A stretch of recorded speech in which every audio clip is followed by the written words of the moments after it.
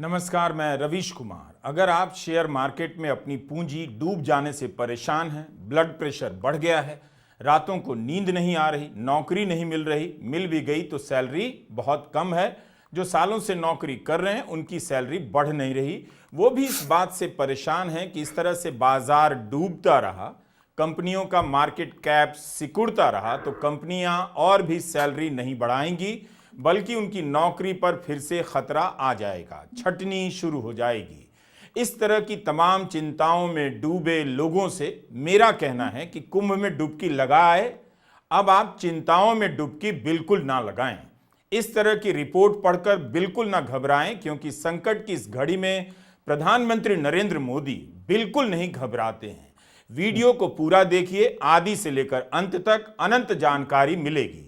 5 महीने में 93 लाख करोड़ से अधिक की पूंजी डूब जाए तो उसकी दहशत हेडलाइन में भले झलकती हो, लेकिन प्रधानमंत्री मोदी के चेहरे पर नहीं। सोमवार की सुबह जब आप मार्केट में लाल और हरा और फिर लाल रंग देखकर हाय हाय कर रहे थे, उस समय प्रधानमंत्री नरेंद्र मोदी गुजरात के गिर वन में शेरों की तस्वीर उतार रहे थे।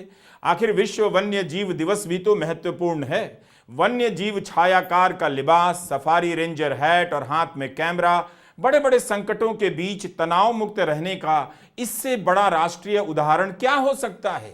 कोई कह सकता है कि देश में 93 लाख करोड़ के डूबने को लेकर हाहाकार मचा है। पीएम कितने रिलैक्स हैं, एकदम परेशान नहीं। यही इस समय का राष्ट्रीय भाव होना चाहिए, ना कि बाजार डूब गया हाय हाय हाहाकार मचना चाहिए। शेर की तलाश में प्रधानमंत्री के चेहरे पर दिव्य एकाग्रता का संगम है। आज देश को इसी गंभीरता की जरूरत है। एकाग्रता ही नहीं, प्रधानमंत्री फैशन को लेकर भी उदारवादी संदेश दे रहे हैं। जो बात पाश्चात्य संस्कृति के सफारी रेंजर हैट में है, वो बात इस वक्त किसी भारतीय टोपी के पहनने में नहीं आ सकती। इसलिए हर समय ना तो हाय हाय कीजिए, ना पाश्चात्य संस्कृति का तिरस्कार कीजिए। मंडे ब्लूज को लेकर रोने वाला मिडिल क्लास क्यों नहीं सोचा कि सोमवार को सफारी पर भी निकला जा सकता है? पीएम की इतनी तारीफ, भूरी भूरी प्रशंसा केवल मैं कर सकता हूं। गोदी मीडिया के बस की बात नहीं। लेकिन कांग्रेस प्रवक्ता सुप्रिया श्रीनेत ने रंग में भंग डाल दिया और कह दिया कि प्रधानमंत्री नरेंद्र मोदी शंभू शिकारी बन गए हैं। सुप्रिया श्रीनेत लिखती हैं कि शंभू शिकारी बने नरेंद्र मोदी के पास जंगल सफारी तक जाने का वक्त है, बस मणिपुर नहीं जाएंगे। वैसे क्या यह सैर सपाटा भी कभी छुट्टी नहीं लेते हैं वाले जुमले में गिना जाएगा? प्रधानमंत्री नरेंद्र मोदी भले सफारी में जाने के लिए, समुद्र तट पर फोटोग्राफी करने के लिए छुट्टी नहीं लेते हैं, लेकिन यह सच है कि वे इन चीजों को भी काम की तरह करते हैं।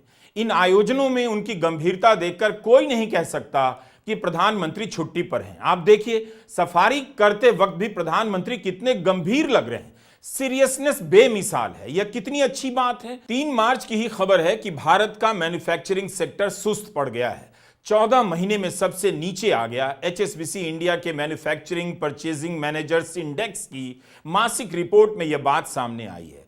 बताया गया है कि नए ऑर्डर आने कम हो गए हैं, उत्पादन धीमा हो गया है। यह सब अच्छा नहीं माना जाता है। मोदी सरकार के 10 साल के दौरान मैन्युफैक्चरिंग सेक्टर को लेकर ज्यादातर इसी तरह की खबरें आती रही हैं, लेकिन इससे प्रधानमंत्री नरेंद्र मोदी कभी विचलित दिखाई नहीं दिए। रविवार को ही प्रधानमंत्री नरेंद्र मोदी ने देश की जनता के कल्याण और समृद्धि के लिए वक्त निकालकर सोमनाथ मंदिर में पूजा अर्चना की। पहले के प्रधानमंत्री इस झूठ का प्रचार करते थे कि पीएम के पास एकदम टाइम नहीं होता, एक एक मिनट प्रधानमंत्री का कीमती होता है। शुक्र है प्रधानमंत्री मोदी ने पीएम के टाइम को नए सिरे से परिभाषित कर दिया है। जन कल्याण केवल फैसलों से नहीं होता, पूजा अर्चना भी भारतीय जीवन के निजी और सार्वजनिक कल्याण का हिस्सा रहा है। शनिवार को भी प्रधानमंत्री मोदी ने काम किया, छुट्टी नहीं ली। शाम को दिल्ली में जहाने खुसरो में हिस्सा लिया, सोमवार को सफारी, रविवार को पूजा, शनिवार को दिल्ली में जहाने खुसरो के कार्यक्रम में जाकर सूफी संगीत का लुत्फ उठाना। कोई प्रधानमंत्री मोदी से सीखे। इस रेंज का मैं बहुत कायल हो चुका हूं। जहाने खुसरो में प्रधानमंत्री ने कितनी सुंदर बात कही, हिंदुस्तान जन्नत का बगीचा है जहां तहजीब का हर रंग फला फूला है। उससे ठीक 5 दिन पहले प्रधानमंत्री मोदी बागेश्वर धाम गए, कैंसर अस्पताल के शिला पूजन में भाग लिया। नफरती भाषा बोलने वाले धीरेंद्र शास्त्री के कैंसर के अस्पताल के निर्माण में उनका हिस्सा लेना, भाषण देना कितना महत्वपूर्ण कार्य है। वहां भी उन्होंने देश के लिए काम किया और अपने ट्वीट में लिखा भी कि बागेश्वर धाम में बालाजी सरकार के दर्शन पूजन का सौभाग्य मिला, उनसे देशवासियों की सुख समृद्धि और कल्याण की कामना की। तो हमारा यह वीडियो शेयर बाजार में जारी गिरावट पर ही है। हम बस इस शंका को दूर कर रहे हैं कि प्रधानमंत्री मोदी ने बाजार के निवेशकों को उनके हाल पर छोड़ दिया। कभी वे खुद पैसे लगाने के टिप्स दिया करते थे, आगे हम बताने वाले हैं। लेकिन अगर किसी को भी लगता है कि प्रधानमंत्री जन कल्याण की चिंता नहीं कर रहे हैं तो वह गलत है। 2014 से पहले जनता परेशान होती थी तो सरकार भी परेशान हो जाती थी और मीडिया उससे भी ज्यादा।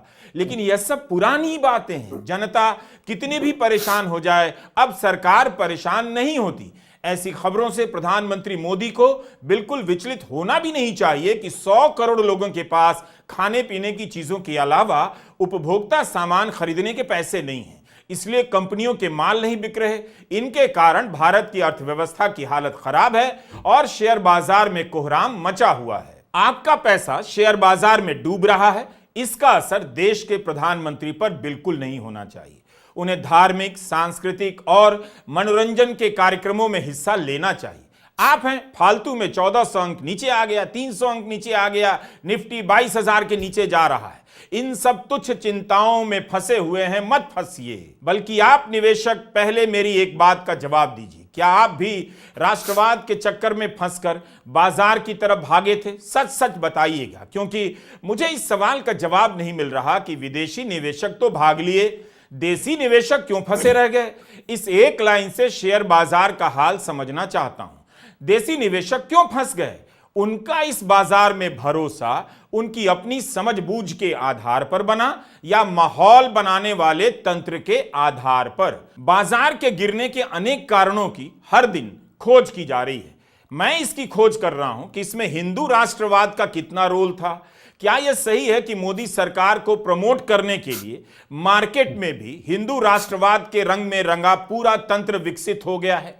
मार्केट गुरु प्रधानमंत्री से मिलकर फोटो खिंचवाते रहते हैं, जिससे संकेत जाता रहे कि पैसे की तरक्की वहां हो रही है। ऐसे गुरु बाजार का नंबर दिखा दिखाकर मोदी सरकार की वाहवाही करने लगे और फिर सरकार के लोग उस बाजार को दिखाकर आपको सपने दिखाने लगे। पहले 3 खबरें देखिए और समझिए कि कैसे जब बाजार चढ़ता है तो हेडलाइन में मोदी नाम का मोती माला में पिरो दिया जाता है। 3 जून 2024 के बिजनेस टुडे का यह लेख दिखाना चाहता हूं। इसकी हेडलाइन कहती है कि 13 शेयर ऐसे हैं जिनमें 1 लाख लगाने पर मुनाफा 8 करोड़ तक का हुआ है। 10,000% दाम चढ़ा और यह सब हुआ मोदी सरकार के दूसरे कार्यकाल यानी 2019 से 24 के बीच में। टाइम्स ऑफ इंडिया की 31 मई 2024 की रिपोर्ट है। चुनावी सीजन में अलग अलग पीएसयू के स्टॉक ने कुल मिलाकर 7 लाख करोड़ की संपत्ति जोड़ी। इस पर रिपोर्ट करते हुए अखबार ने हेडलाइन दी कि क्या यह मोदी का मिडास टच है, यानी क्या मोदी का कमाल है कि जो छूते हैं वो सोना बन जाता है। 8 फरवरी 2024 को निखिल अग्रवाल की इकोनॉमिक टाइम्स की रिपोर्ट दिखाना चाहता हूं। हेडलाइन में ही है मोदी की गारंटी, पीएसयू स्टॉक्स पर मोदी की गारंटी। अविश्वास मत के जवाब में प्रधानमंत्री के लोकसभा भाषण के बाद 22 स्टॉक मल्टी बैगर बन गए। 24 लाख करोड़ का मुनाफा हुआ। इस रिपोर्ट में लिखा है कि जिन निवेशकों ने प्रधानमंत्री की स्टॉक टिप्स मानी वो हंसते हुए बैंक जा रहे हैं। क्या कविता है। 10 अगस्त 2023 को प्रधानमंत्री ने पीएसयू स्टॉक्स के बारे में कहा था, इन पर दांव लगा दीजिए। 6 महीने में ये 66% बढ़ गए और करीब 24 लाख करोड़ का मुनाफा दे चुके हैं, ये अखबार की रिपोर्ट में। इसका मतलब है कि मेरा सवाल है तो ठीक, क्या आप बाजार की तरफ इसलिए भी भागे कि मार्केट में हिंदू राष्ट्रवाद का तंत्र माहौल बना रहा था? प्रधानमंत्री मोदी सार्वजनिक क्षेत्र की कंपनियों में पैसा लगाने के लिए टिप्स दे रहे थे, गुरु मंत्र बता रहे थे और उनके सांसद वहां बैठकर तालियां बजा रहे थे। आप जानते हैं एलआईसी के लिए क्या क्या कहा गया था? एलआईसी बर्बाद हो गई, गरीबों के पैसे डूब रहे हैं, गरीब कहां जाएगा, बेचारे ने बड़ी मेहनत से एलआईसी में पैसा डाला है। क्या कहें, जितनी उनकी कल्पना शक्ति थी, जितने उनके दरबारियों ने कागज पकड़ा दिए थे, सारे बोल लेते थे, वो सारे बोल लेते थे। लेकिन आज एलआईसी लगातार मजबूत हो रही है। शेयर मार्केट में रुचि रखने वाले को भी ये गुरु मंत्र है कि जो सरकारी कंपनियों को ये लोग गाली देना, आप उसमें दांव लगा दीजिए साहब, अच्छा ही होने वाला है।